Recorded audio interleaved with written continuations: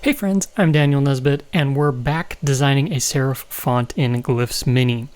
Now, if you need a little bit of recap from the first episode, we basically created all of our parameters based off of typecooker.com. And if you're not familiar with that, it's definitely a site worth checking out. It's great if you're looking for inspiration for your next typeface, or if you just want to shake things up a little bit. Basically, you can choose the parameters that you want to have it randomly generate. So sans serif font or serif font, different widths and styles and things of that nature. So the type cooker that I went with effectively suggested an extended serif typeface. And I decided to roll with it because why not?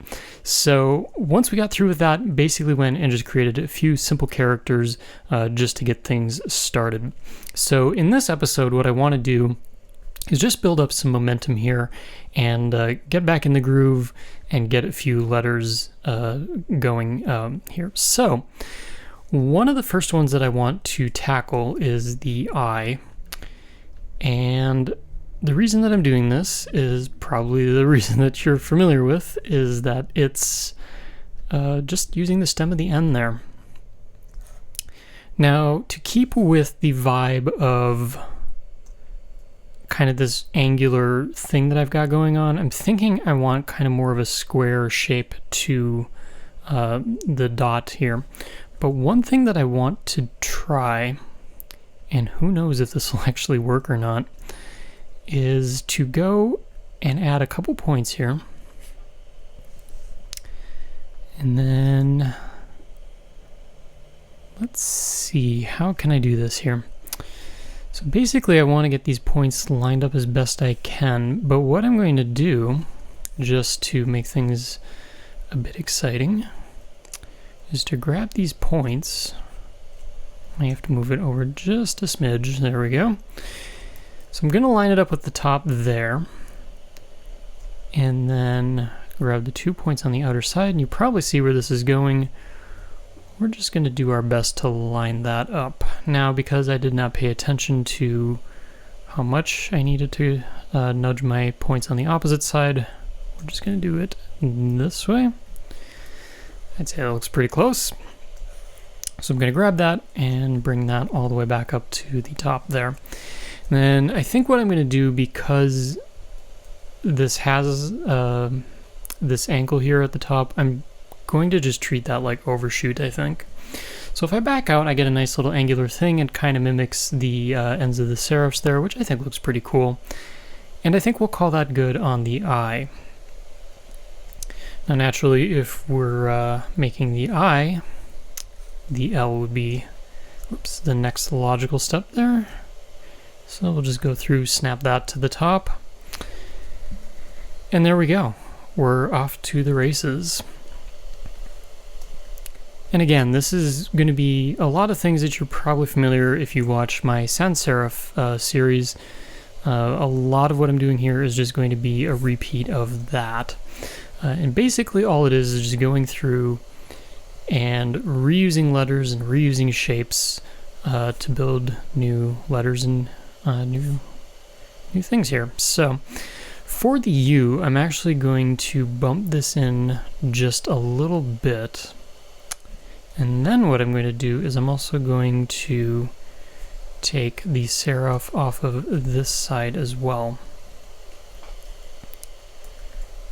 So that gives it a little bit more of that kind of shape. And then again, just make sure my side bearings are good there. Now the thing is, and this is probably something that I'm going to adjust later on, but I do have this kerned a little bit on the closer side of things, which is totally fine.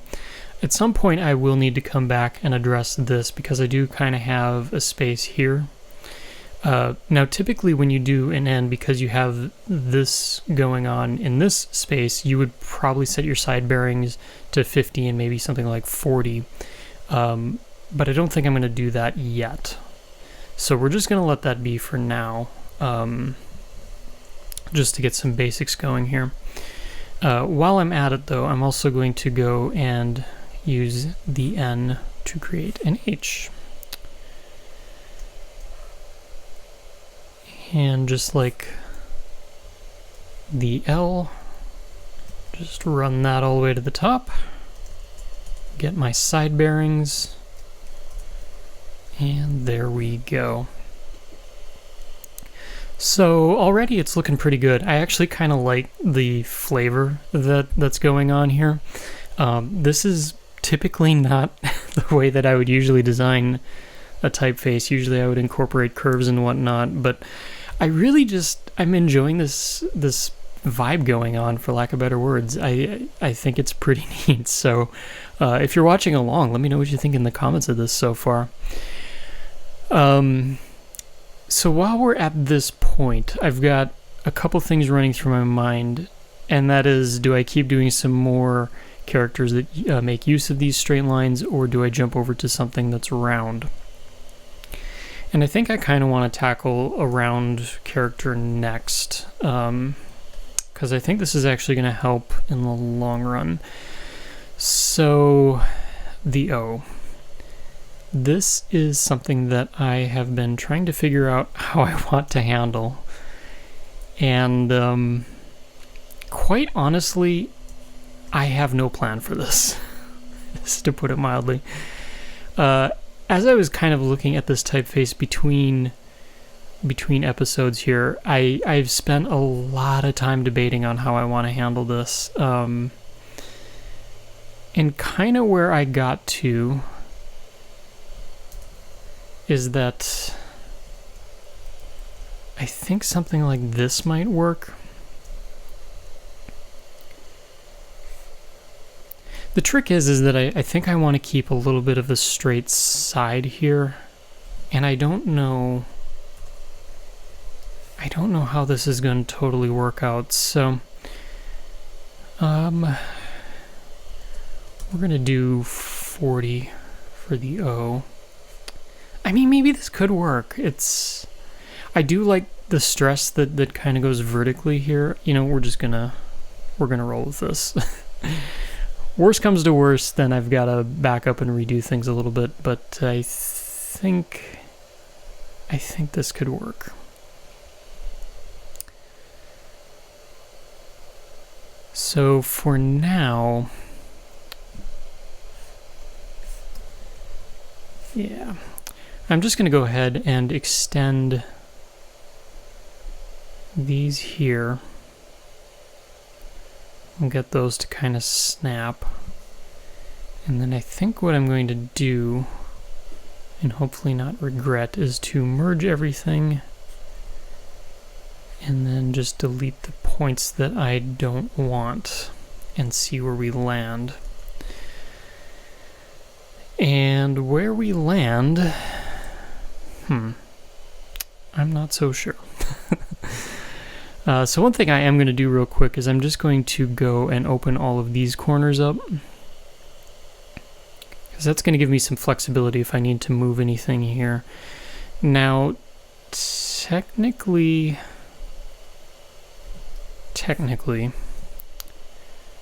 with an O for the curves, you would make the curves a little bit wider at their points here, at the main axes. But what I'm debating is what I need to do here. So part of me is actually thinking, I mean, I have this angle going here. My first thought was, do I move this up? Actually, do I take the whole thing and move it up? I'm just going to move it, or I guess move it out if we want to go that route, by 20 points. And so this is where the rules start to break a little bit.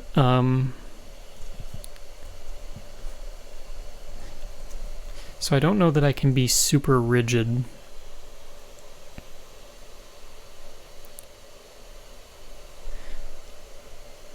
And again, like, this is the challenge. So what gives first here, effectively? So if I just take a look here, just to kind of keep these points kind of going the same.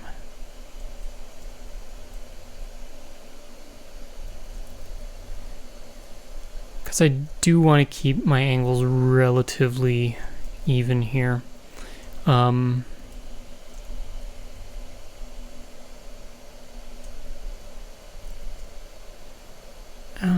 this does it.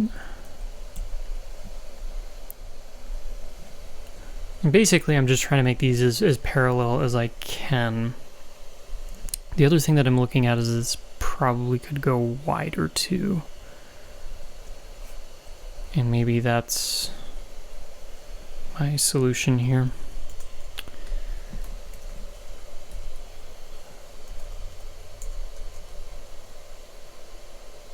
I don't know of too many words that I can make right now. I guess loon kind of works too. But that O still feels rather narrow. And actually, let me just grab the N here real quick. How far off am I? I know I'm kind of making a mess, but let's see here. Make this a little bit easier on me. So I actually could probably go quite a bit wider. So what I'm going to do is we're going to grab all of this and move it over. And just to give myself some space here so I can see what I'm doing, I'm going to just set the side bearings to something on the larger side of the scale. And then we're just going to grab all of these, just move that up a touch more so I can work a little bit easier. And we're just going to see how far I can push that out. So I've widened this out by about 80 points if I'm doing my math right. But I think that starts to work a little bit better. The other thing that I'm going to do is just kind of realign those a little bit more as well. So that's actually starting to look like it fits in a little bit nicer. Looks like my side bearings are on point too there. I mean, it looks actually, now I'm just kind of curious. Actually, a couple things. So it wasn't too far off on my angles, just in the spirit of keeping this the same. So we'll get these in place here.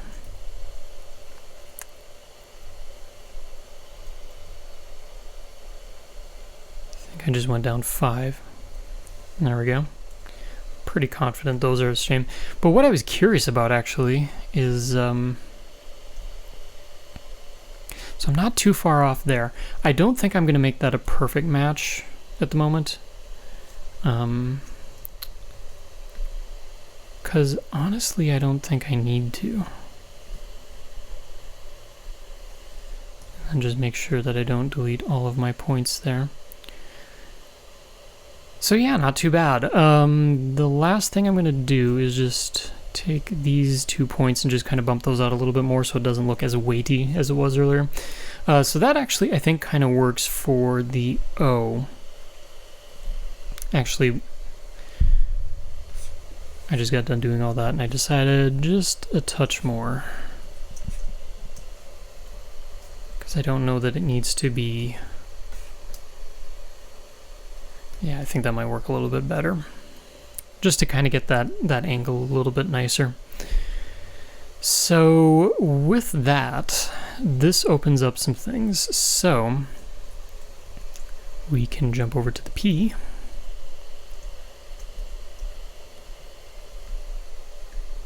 And then basically just pick right back up where we left off. The nice part about doing a straight face like this is you can actually get by cheating quite a bit, which is kind of fun to do. So for the P, we're going to use the N on one side and the O on the other. Then we're just going to back out a little bit and then decide what I think of the width on this. And my decision is that I think that'll be fine. we'll roll with that. Of course, if you know, you know that we can start stealing other letters here. So we will do the O on that side, the N on that side. And for something like this, I'm actually going to try here to take this and flip it. Because the thing that we need to consider is the weight order of the strokes here. And having the weight going this way is going to make that look backwards, and we don't want that. So I think that'll do the trick. And then it's just a matter of making sure I pick the right letter for the right copy over here for the B and the D. Ooh, I was close. 1 point off. And again, just set my side bearings there. And we'll just get the D taken care of as well here. Snap that up to the top, set the O there. Now, one thing I'm seeing here is that this doesn't line up. At the moment, I'm just going to let that fly, and we'll come back to that. The other thing that I may need to keep in mind as well is the space here where this curve, I guess we're going to call it, even though it's not a curve, how that meets up with the vertical stroke here. Now, if you were doing this with a typeface that had more of a curve to it, you'd probably taper that in more. And maybe I will. I don't know how much this is gonna change things, but I guess we'll find out. At least if I do it a little bit, I think it looks alright. But I may revisit that because that may take some work there. I know I did it a little bit on the end, and again, that was a thinner stroke going into the vertical stroke here. Maybe that's okay. We're just going to roll with that for now. So there we go. I mean, getting that O, it's amazing what that opens up. And like before, just getting some of these basic shapes down really makes it easy just to go through the rest of the alphabet and start producing more letters here. And honestly, if I just go through here and as I just type in some basic words based on what I can think of at a moment's notice here. You know, this definitely has kind of a fun vibe to it. You know, you're definitely going to be using something like this for perhaps like a logo or short bursts of text. I mean, you're not going to set a whole paragraph in this unless you really want to make something difficult to read. But I mean, it seems to be shaping up fairly well, I think. And you know, it's what's kind of nice, especially if you're taking this series on as doing your first typeface and whatnot. One of the things that I really wanted to demonstrate here with the angles instead of getting into curves is that you can still make something that looks fairly decent even with just simple angles, and you don't even need to necessarily do curves. Or if you're just trying to get out of a rut, you know, just taking one thing out of your arsenal and then kind of forcing yourself into some new parameters for a typeface. It's really kind of fun what you're able to come up with, and in this case, you know, something different that you don't maybe normally see, you know, in this world of you know, nicely done sans serifs or, you know, curvy typefaces, you know, where they really go into making everything curved. You know, this is just kind of a fun break from that, where you kind of get into that angular, aggressive typeface. So hopefully you're finding some of these tips helpful. And yeah, if you have any questions, if you have any comments, if you have any input, as always, I love reading the comments section because, you know, there's so many people sharing so many great thoughts, ideas, tips, tricks, what have you.